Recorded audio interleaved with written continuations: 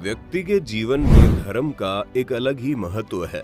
किसी के लिए मोक्ष का रास्ता होता है तो किसी के लिए एक अच्छा इंसान बनने का। दुनिया में आज के समय में कुल 4300 धर्म है, लेकिन इन्हीं धर्मों में अगर कुछ टॉप के धर्मों को देखें तो इस्लाम विश्व का दूसरा सबसे बड़ा धर्म है, जिसने 7वीं सदी में जब अपने पैर पसारने शुरू किए तो दुनिया के बहुत से लोग इस धर्म से प्रभावित हुए। लेकिन इस धर्म को इतना बड़ा करने और इसे एक बेहतर धर्म बनाने का काम जिस इंसान ने किया, उसकी कहानी भी अपने आप में बहुत रोचक है।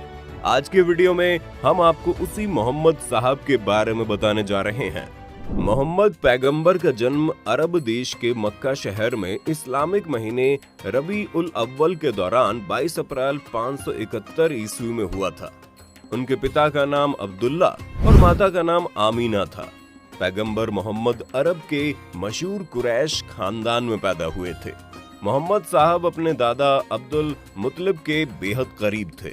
उन्होंने ही अपने पोते का नाम मोहम्मद रखा था। उनका जन्म होने से लगभग 6 महीने पहले ही उनके पिता अब्दुल्ला का निधन हो गया था और जन्म होने के तुरंत बाद ही पैगंबर मोहम्मद को रेगिस्तान में रहने वाले एक परिवार को सौंप दिया गया। उस समय मक्का शहर का मौसम हद से ज्यादा गर्म और उमस भरा हुआ करता था, जबकि रेगिस्तान का मौसम लोगों के रहने के लिए ज्यादा अनुकूल था। ऐसे में अरब के लोग ये मानते थे कि नवजात बच्चों का मक्का में रहना उनकी सेहत के लिए अच्छा नहीं है और इसलिए वहां पर नए जन्मे बच्चों को कुछ समय के लिए रेगिस्तानी लोगों को सौंपने का रिवाज बन गया था। रेगिस्तान में रहने वाले खाना बदोश लोग बदोही कहे जाते थे। पैगंबर मोहम्मद जिस रेगिस्तानी औरत को सौंपे गए थे उनका नाम हलीमा था। हलीमा ने 2 साल की उम्र तक उनका पालन पोषण किया और इसके बाद उन्हें वापस असली माँ आमीना को सौंप दिया गया, जिसके बाद अमीना अगले 4 साल तक अपने बेटे की परवरिश करते रही। लेकिन उसके बाद गंभीर बीमारी की वजह से उसकी माँ की भी मौत हो गई। इस तरह पैगंबर मोहम्मद सिर्फ 6 साल की उम्र में ही अनाथ हो गए। माता पिता दोनों की ही मौत हो जाने की वजह से मोहम्मद के पालन पोषण की जिम्मेदारी उनके दादा अब्दुल पर आ गई थी। लेकिन 2 साल के बाद उनका भी देहांत हो गया। दादा के गुजर जाने के बाद उनकी परवरिश की जिम्मेदारी उनके चाचा अबू तालिब ने अपने कंधों पर ली। पैगंबर मोहम्मद बचपन से ही काफी मेहनती थे, जिसके चलते उन्होंने बहुत कम उम्र में अपने चाचा के काम में हाथ बटाना शुरू कर दिया था और सिर्फ 9 साल की उम्र से व्यापार सीखने के लिए अपने चाचा के साथ सीरिया व्यापारिक सफर पर भी जाने लगे थे। सीरिया के ही एक सफर के दौरान पैगंबर मोहम्मद की मुलाकात ईसाई धर्म के एक विद्वान से हुई, जिसका नाम बायरा था।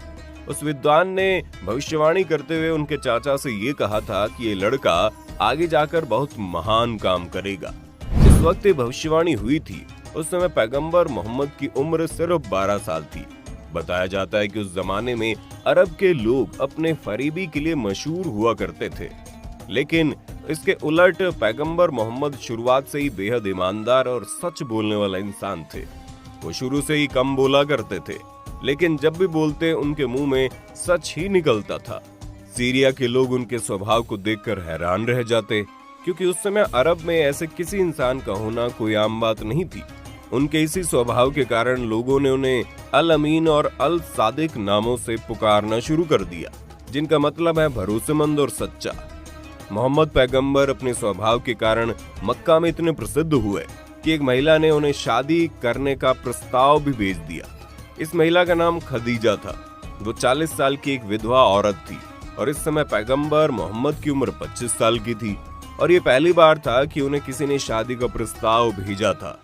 उम्र में इतना फर्क और उस महिला के विधवा होने के बावजूद भी उन्होंने शादी के इस प्रस्ताव को कबूल कर लिया और इस तरह हजरत खदीजा पैगंबर मोहम्मद की पहली पत्नी बनी।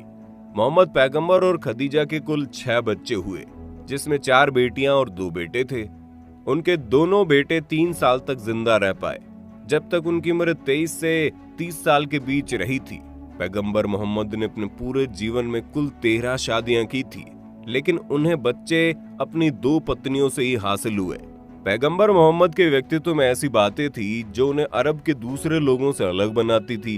वो कभी भी अकेले खाना नहीं खाते थे, साथ ही खाना खाने से पहले और खाना खाने के बाद वो हमेशा हाथ धोते थे और दूसरों को भी ऐसा करने को कहते थे।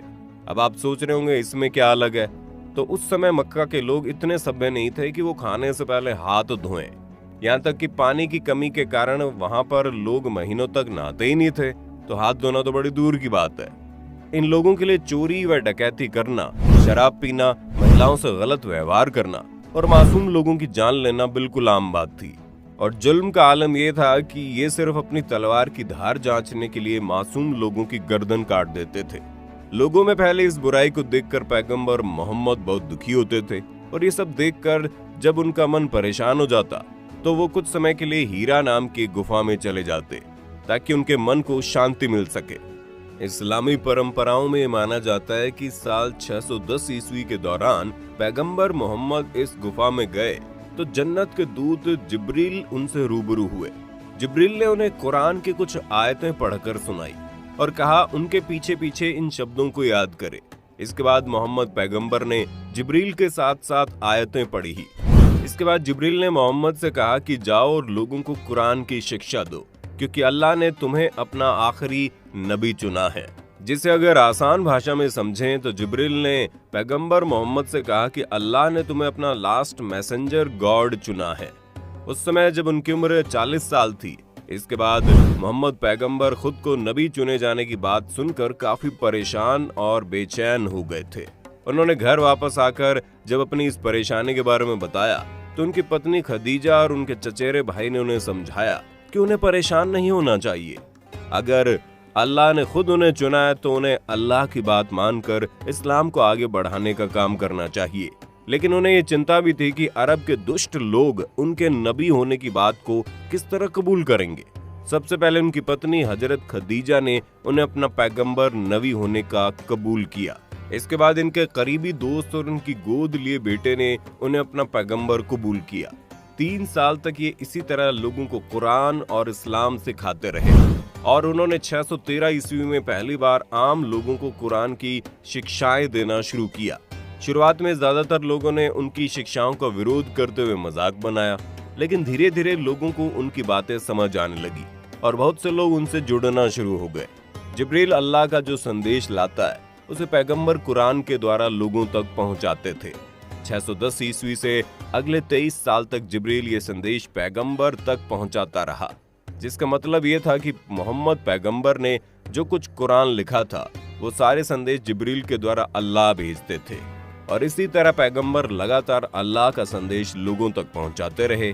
लोगों को कुरान की शिक्षा देते हुए 8 जून 632 ईस्वी को मोहम्मद पैगंबर अपना काम करके दुनिया की अच्छाई का रास्ता दिखाकर खुद अल्लाह को प्यारे हो गए। आपको मोहम्मद साहब की कहानी कैसी लगी हमें कमेंट करके बताइएगा। साथ ही वीडियो को लाइक और शेयर करना ना भूलें और चैनल को सब्सक्राइब भी कर दें।